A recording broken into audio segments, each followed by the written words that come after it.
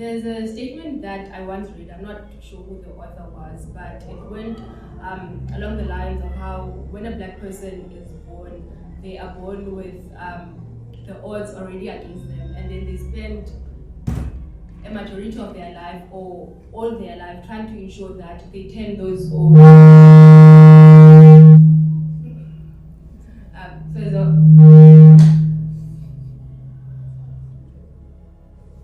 So they spend a majority of their time trying to turn those odds to ensure that they are in their favor.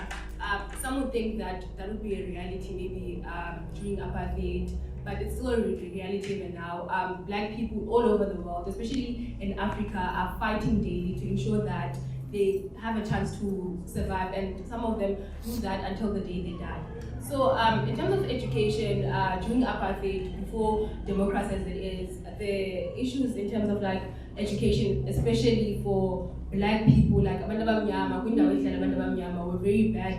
Or inkondlo nengondakazi ezilapha singahlomla, abanye abantu would learn outside in mud houses. The conditions were very bad, the quality of the education itself were very bad. And when 1994 came, when freedom came, democracy came, everyone thought that everything would be better. But now, 30 years, I'm not even 30 yet, like I'm gafi because paid kukabantu abana 30 mhlambi apa. So ufanele unyaka like yonke laminyaka ufika ngoku akabikho tshintsho.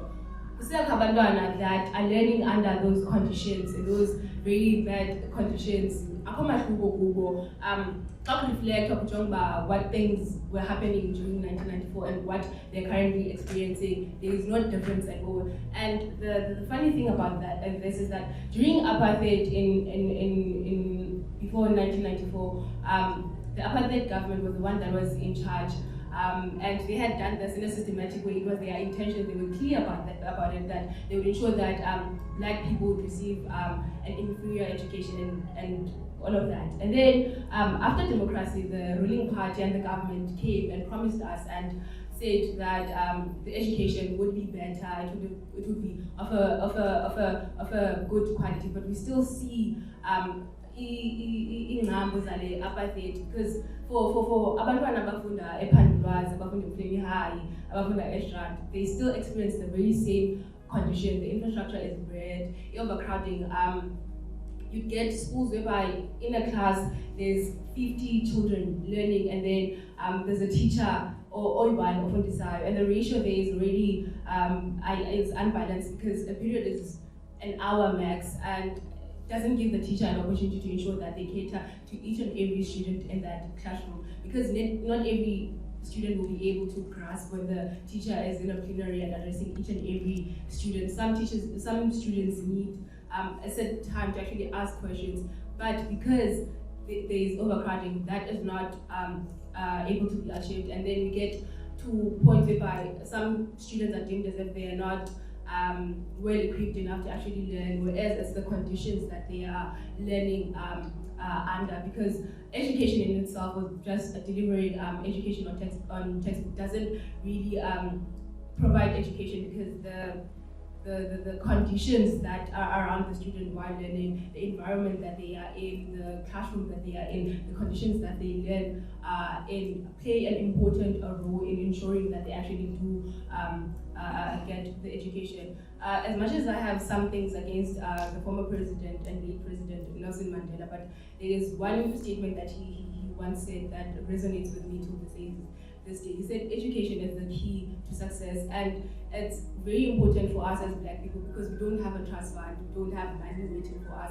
The only way that we can make it or actually be successful is if we have an education and be able to get better jobs. But now as it stands, it seems that even when we try to get that education, odds are against us, and there are forces that are put in place to actually ensure that we don't get that education. And equal education, along with other movements, have been pleading with the department for a very long time to improve the infrastructure, to ensure that there is scholar transport to get students that live far from schools to and from the school in time, because the whole thing of students having to wake up at 4 a.m. just so they can get in time to class is very bad. it's very bad for them. And then now we're heading to elections, and we have over 59 parties that are actually contesting for powers. We haven't had any single party that has been speaking on education, trying to fix the mess that education is, because clearly it is a mess. There hasn't been any improvement. We haven't had any party that's speaking on trying to fix the education, or actually prioritizing education. Recently in February, when the Minister of Finance was presenting the budget speech of how the money of the country will be allocated, we had a cut in the education department. It's already a mess. There's a lot of things that are trying to be fixed, but they're still taking away money from that money, which is already enough. And recently, when we've been trying to engage with departments of education in different provinces, the answer has been mainly we don't have any money because the government took money for us. So it's getting worse and worse as time goes. I was in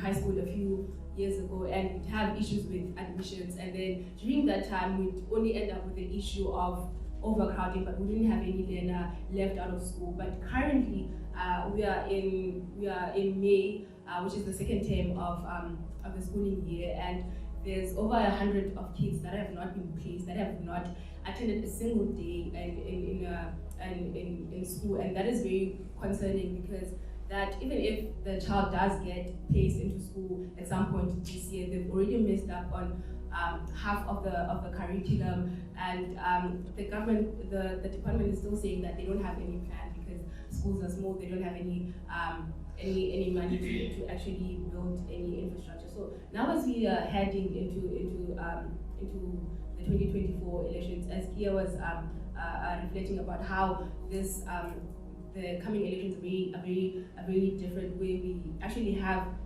the power. The power is actually ours. There's no it's anyone's game. Any political party can take it, and it's up to us as the people to actually ensure that we put the power in someone who actually resonates with our struggles and will provide what we want. And what we as Equal Education, as the trade union of learners, have decided to. Yes.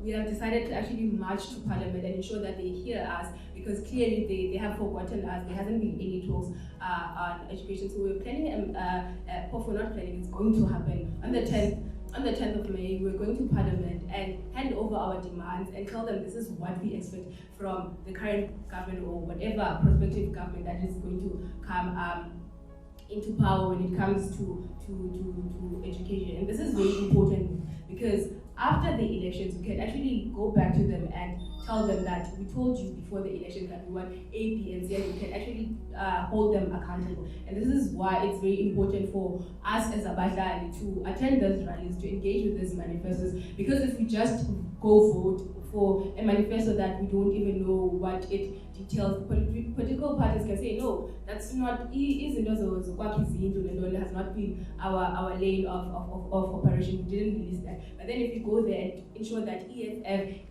the DA, or whatever party it is, commits to actually saying that we're going to build A and B, you can actually say, beyond the ballot, beyond you voting, you can actually hold them accountable and say, you promised me A, B, and C, so you better deliver it, because this is what you promised. So the elections are not just there for